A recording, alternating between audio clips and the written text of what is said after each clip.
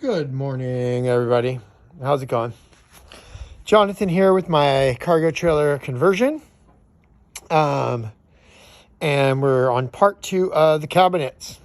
Probably be a 3-part series. I notice people don't like to watch videos if they're more than 4 minutes.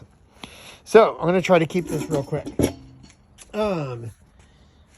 Is what I am doing is I set up a couple pieces of trim with a 1/2-inch setback to where I could put my trim, my cabinet door in there, and then take my router and slide it across that board to get a nice straight line.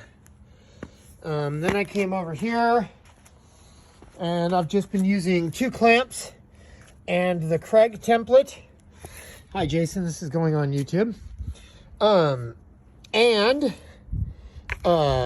Clamped at 3 inches on both sides to make it even.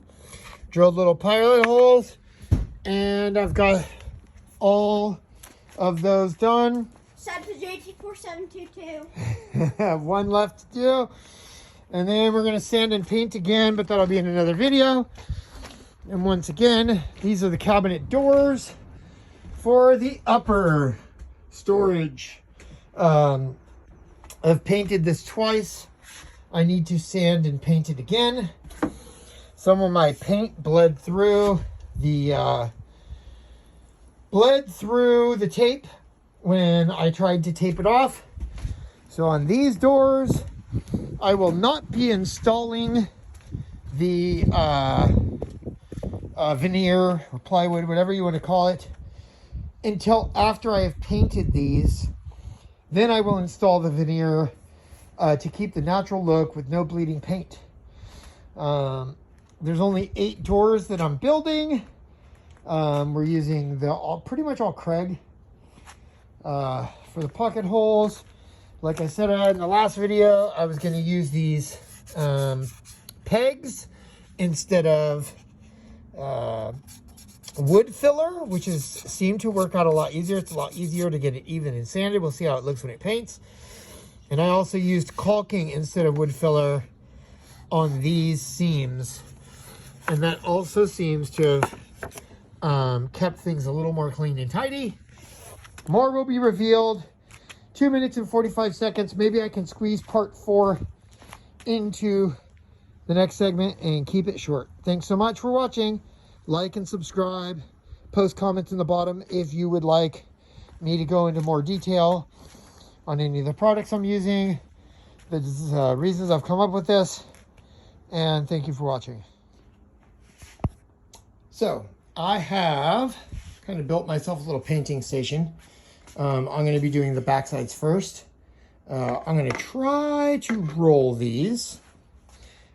Simply because I do not want to get paint down inside my groove that I'm inlaying, and I don't really want paint inside my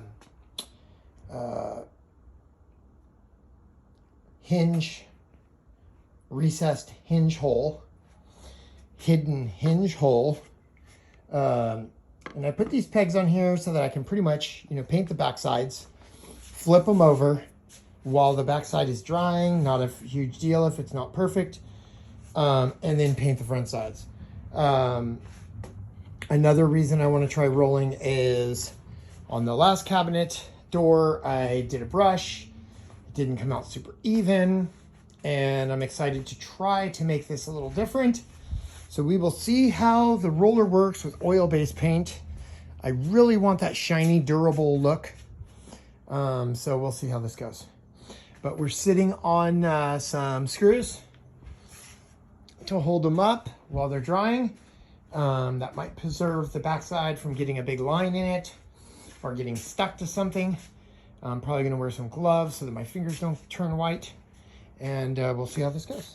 So just as a quick experiment, since the backside's not the most important, I'm using the high density 4-inch roller and some oil-based semi-gloss enamel white, and I'm just kind of like getting it on the door kind of thick where the inconsistencies are, right?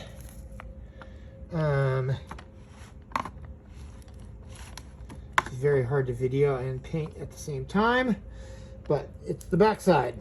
Backside not super important. And then rolling it out evenly. Okay, I decided to do this on plastic just because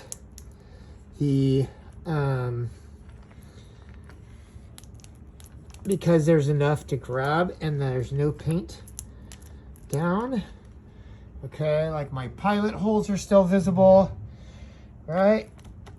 Maybe I'll squeeze a little out, pick a little up. I went really thick on this one. I mean, it really does start to lay down flat, but I don't know how that will look once it's upside down. Then I'm just, you know, carefully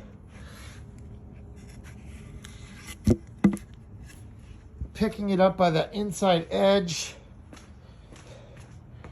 bringing it over to my pegs, where I'm gently putting it on my pegs. And now for the bottom, you know, you can see the back sides of these are painted. We'll see how that stuff does drying upside down. But now I could easily work on the faces and the outside edge. This is just a first coat. Then there'll be a sand with the highest grit sandpaper I can find. You know, something super fine and smooth. And then we'll do another coat. If the high density roller lays down nice, we'll do that again for the final coat. Otherwise, we'll try the brush again. All right, so we got first coat on these, not all edges, but most edges, until I can move them around. These are absolutely going to get sanded before they get a second coat, and I won't try to do the second coat and the backside at the same time. That way I can position them a little better. I think my nails were a little close together on my holding pegs. It would have been nice to have them a little farther apart, and then I could have worked around the outside edges better. I also got first coat on the back side of the large cabinet, and I got a second coat on the front side, but you can't see it now because it's flipped over.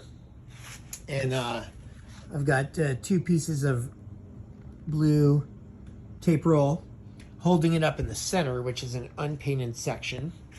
So we will see how that looks when it dries. Probably go around with a brush and touch up these edges over here since it's going to be a long dry time. And we'll see how it goes.